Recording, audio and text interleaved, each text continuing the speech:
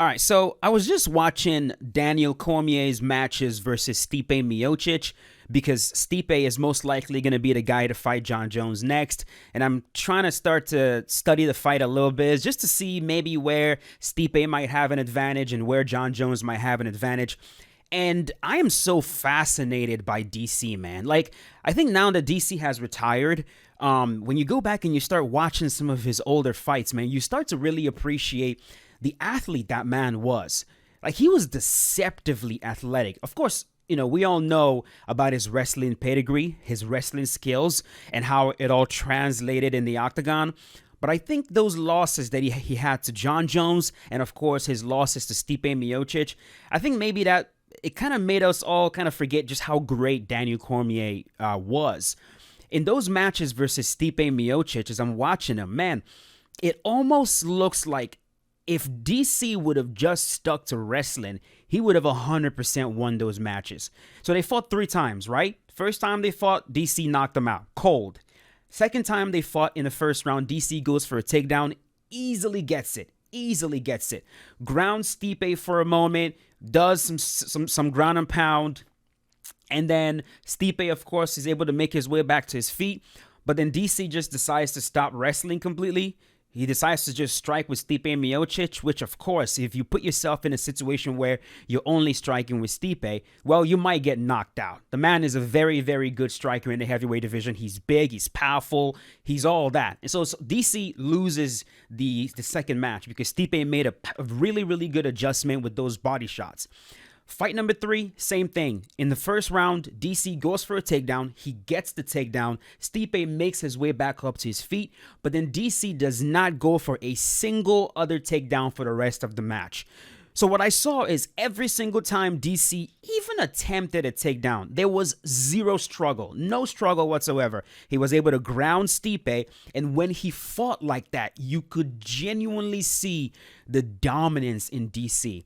And if he would have just, I feel like if he would have just kept that up, just wrestle the whole entire time, we might not be in a situation where DC is 1-2 against Stipe, to be honest with you guys. And it just made me appreciate DC so much. It really, really did. And that's why I'm doing a fighter showcase. I also enjoyed the way DC integrated his clinching with his regular striking. Every single thing takes him right back into the clinch. Whether he's throwing a combination, he's always ending with a collar tie and uppercut. Collar tie and uppercut. Collar tie and hook. It's just the beauty of it. You know, every single time he enters the clinch on the exit, he wants to hit you. And I kind of want to try to replicate that today and see if I can maybe do that. Because it's been a long time since I used DC. And and even when I do use DC, I rarely go for clinches just because it's, you know. But today, I want to try to really do that with DC. So it is about to be the heavyweight and the light heavyweight division. We'll try to use DC. And I'm going to try to fight in a very, very specific way with Daniel. There's going to be striking. There's going to be grappling. But I'm going to try to integrate clinching the way DC would. And see if that's something that I can do and if I can make it look good. So let's go use DC right now. Hope you guys are excited about that. I know, random, but I think you guys are going to enjoy the fighter showcase anyways. So let's go. Let's go do this. Alrighty, boys. So here we go. Daniel Cormier. And in a really nice way, we're facing Stipe Miocic as our very first opponent. Yeah, let's do this. Like I said, I will be clinching a lot more than you guys have probably ever seen me do in this match. But I'm going to try to transition into it, right? The same way that DC would, right? Where he throws a shot or you throw, he slips it, enters the clinch, lands a shot, and gets out. So I'm not going to try to hang on the clinch for too long. I'm going to just try to make it a part of my striking and see what that looks like here. All right, let's see. My opponent right now is definitely expecting me to take him down because he's throwing uppercuts and he's trying to really intercept me. Okay. All right. That did not start right. Oh, hold on. All right, so ripping elbows in the pocket.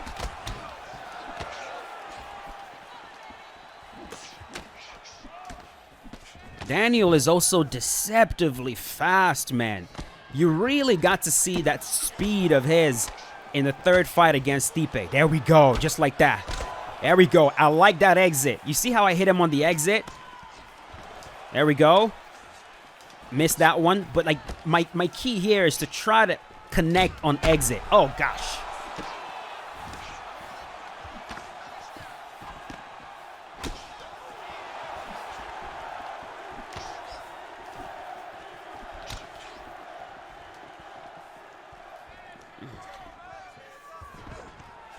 Nice deny. Nice deny.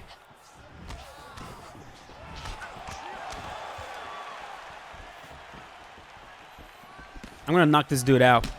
There we go. Rocked. Sit him down.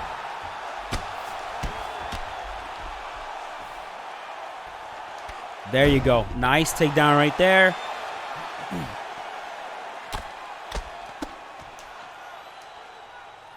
Yeah, man. DC was in that third fight.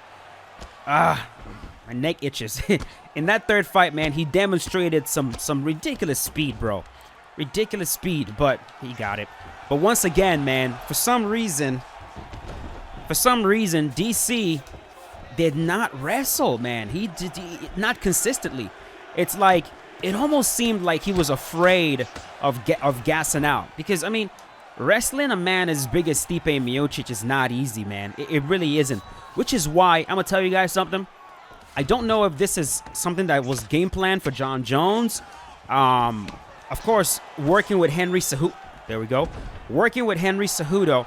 I kind of think that this is something that they've game planned for these big boys. But the two best ways, guys, like I've been grappling for a couple years now. And I've been around some very good grapplers, and I've been studying this. And so like when I'm saying some of the things I'm saying, I'm not just talking out of my ass. When I watch, because I watch a lot of heavyweight grapplings, like ADCC stuff. Who's number one? Rocked again. Who's number one? I used to watch a lot of Eddie Bravo invitationals, and some of the most effective ways that I see big boys get dragged to the ground is from the back. So someone like Gordon Ryan, for example, most of his takedown attempts is essentially foot sweeps to create kazushi, to create off-balance scenarios where he then gets to your back, and then from the back he uses foot sweeps to try to get the fight to the ground. And he does this consistently against big boys. And when I roll against bigger guys, if I can get a body lock from behind, it is not too hard to drag them to the ground, man. Because, like, for the most part, like, all you got to do, not all you got to do, it's not that easy, but, like, if you can force them to have to balance, a lot of times they collapse under their own weight. They collapse under their own weight. It is not an easy thing to maintain your balance as you're being completely off balance from the back. And so, should I let this man up? Should I let him up? Because I'm kind of afraid right now he's gonna leave, and I don't want him to do that. We'll see. We'll see. He's still faking, which tells me that he actually wants to grapple. He's not completely given up, so we'll keep doing it. I mean, this is DC. No. Posture up. There's half guard. When Jon Jones fought Ciryl Gane, and he slipped that cross and got to the back. I mean, bro, that is one of Jon Jones's easiest takedowns in a long time. Do you think Jon would have been able to get Ciryl down that quickly if Jon would have shot a regular double leg? Probably not, because he would be attacking the hips. He would be attacking the hips of a big man, and it is not easy to attack the hips of a big man. But when you get a body lock from the back, and you're tripping them, and you're forcing them to try to balance, and you're using your own body weight to drag them to the ground, it is so much easier. And I wonder if this is going to become a part of the Jon Jones strategy. There we go. I love that exit right there. I wonder if that's going to become a part of Jon Jones' strategy moving forward. Where as you're fighting, you're just looking for opportunities to force your heavyweight opponent to show their back. You get the back, and from there, you start to try to off-balance him and try to get him down from the back. I think that would be an easier way for Jon to do it, more energy, efficient, and just overall better, in my opinion. Thank you. Because when DC tried, when DC took down Stipe, like, it wasn't much of a struggle, but I could kind of tell that he was worried about gassing out. He was a bit worried about getting tired, which is, in my opinion, why he probably didn't wrestle as heavily as he used to. I mean, this is DC that completely wrestled Dan Henderson like you would not believe. But Hendo is also smaller than DC, and it was easier. So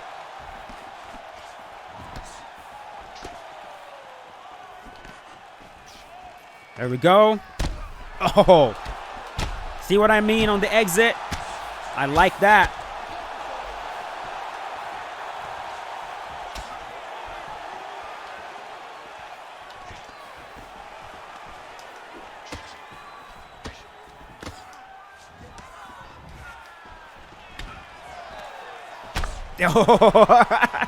This is something. On the exit, when he backs off, there we go. There we go. By the way, if you ever are fighting somebody that's hitting you on the exit like that, remember, you can actually pull that. So on the exit, as you're exiting the clinch, you can actually pull. You can move your head and evade that shot. So just keep that in mind.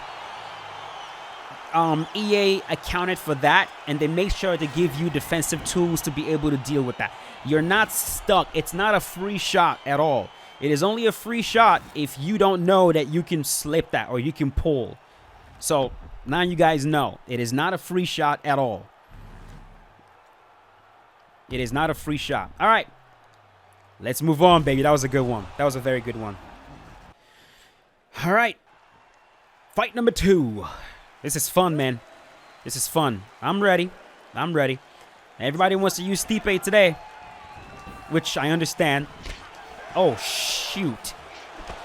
I literally ducked into that uppercut right there. Set him down. He's up.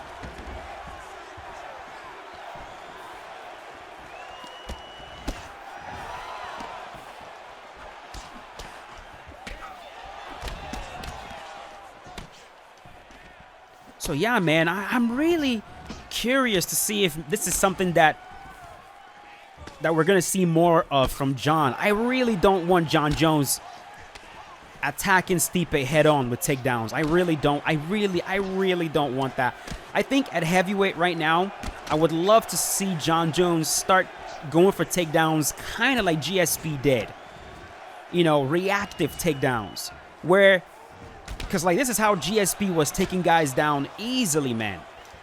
Easily. GSP is one of the best takedown artists. Note, I say takedown artists.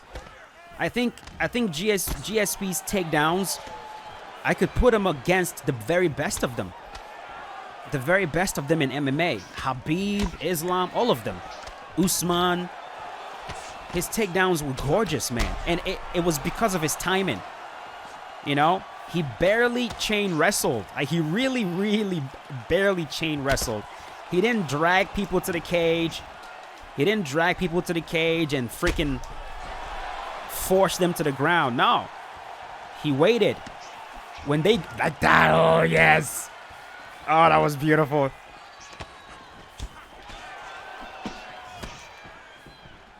I almost got DC'd, right? I mean, I almost got Jon Jones. Oh my God, leaning into a head kick. Are you kidding me right now? On the exit, beautiful. I got elbows too, sir. Come here. Yeah, I like the way I'm entering the clinch right here. Feels skillful.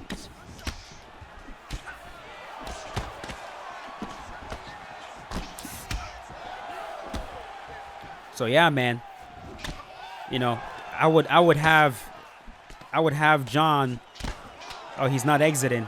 There we go. Ah, I missed it. I would really love if they don't attack Stipe head on. You know, shooting double legs on Stipe, forcing it. I think it would be too much. Stipe is a big boy who has wrestling under his belt as well. And he's going to expect that. But I think efficient takedowns will be best. Wait for Stipe to throw a shot, slip, maybe work to the back. From there, trip him, force him, get him off balance. While he's off balance, drag him to the ground. I think, you know, or a blast double as a reaction to a shot. Stipe throws a wild hook duck, blast double, boom, on his butt. Stuff like that. I think that's where John needs to go to now in the heavyweight division, because these guys are too big. They're too big for you to try to chain wrestle them over and over again. You might get tired, man. You might just get tired. There we go.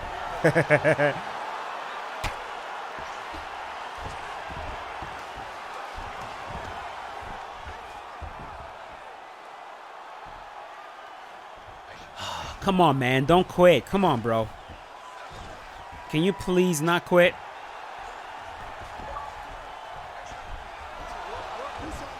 I let it go. I don't want this man to quit. Yo, what the hell, man?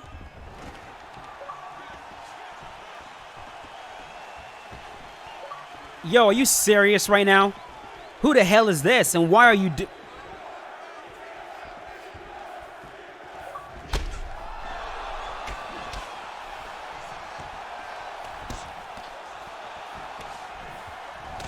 I keep forgetting to change my goddamn privacy settings. This is ridiculous, man. Why are you sending me 6 goddamn notifications? Like, what the hell is wrong with you in the head? Like, are you all right?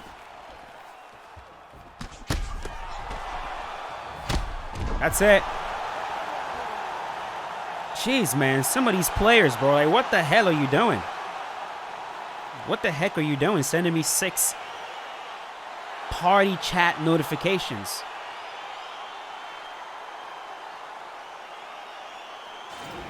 Did you guys have a plan or something to is that what you guys were doing? Send notifications and get me off my game? Anyways, let's move on. One more. All right, baby. I think we're going to end it right here. Yeah, let's get it. Curtis Blades. Ooh la la.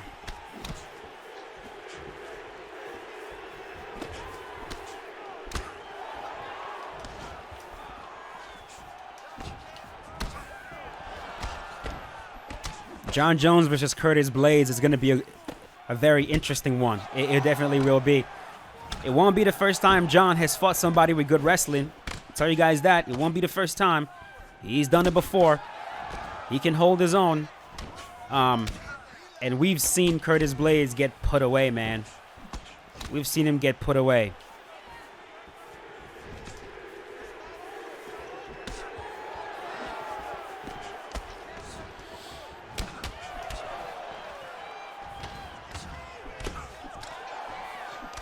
I'm going to use more uppercuts in this one. See what happens. That kick. Work those legs.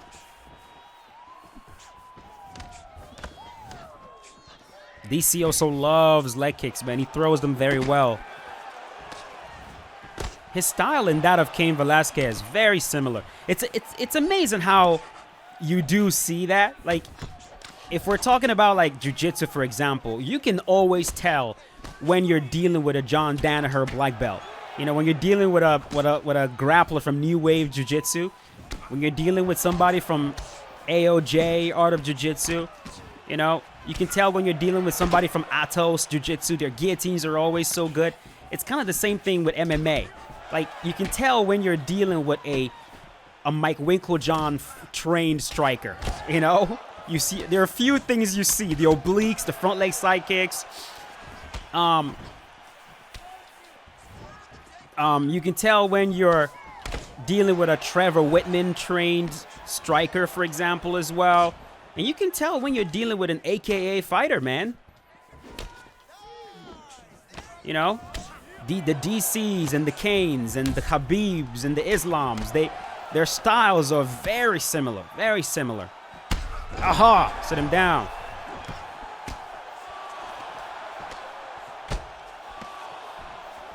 You know, there was a time when you saw a team alpha male fighter, you just knew. You knew right away. First of all, they're going to be a small, jacked dude. And they're going to have a nasty arm-in guillotine. And their wrestling's going to be good. It's fascinating how that is.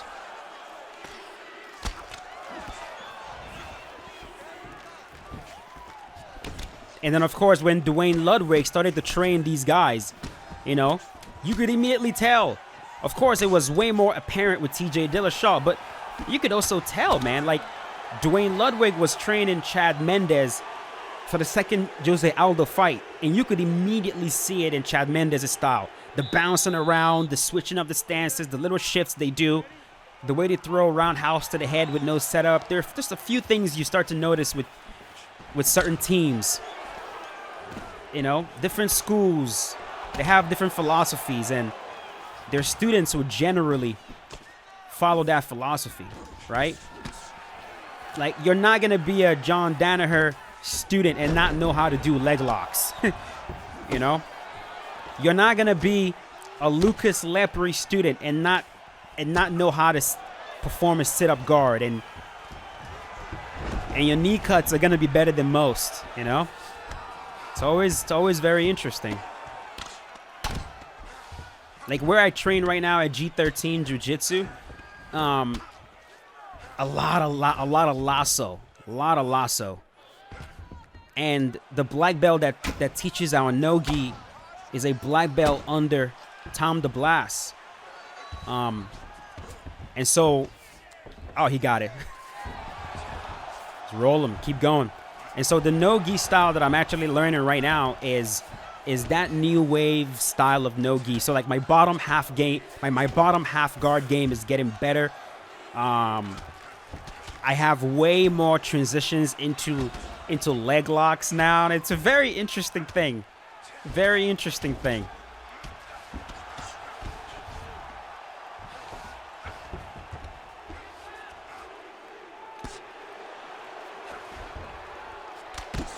I think also you can tell guys from shootbox.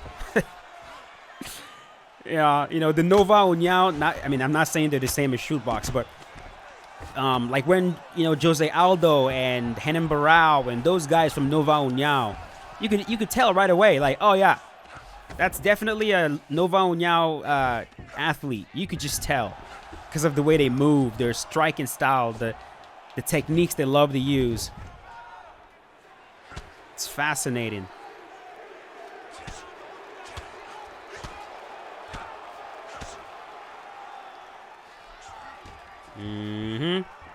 Sit him down.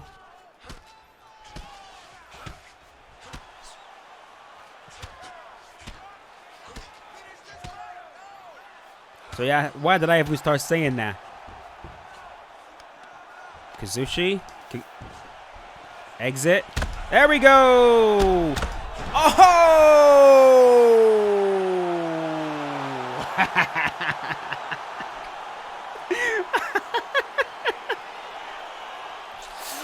Oh, that is so satisfying. That is so freaking satisfying, bro. That setup right there. Dude, that setup is so realistic. I can't even. That setup was so realistic. That Kazushi, the off balance. I was hoping to get the takedown, but If I don't get the takedown, I know it's because he's blocking low. And on the exit, his head's going to be wide open. And so on the exit, from the over-under, we fire off that right hook. We get the rock, tee off on him, DC style, and we got him out of there. That's nice, man. That is a nice sequence, bro. I almost feel like clipping that and making a TikTok out of it or something. I don't know. That was nice. That was nice.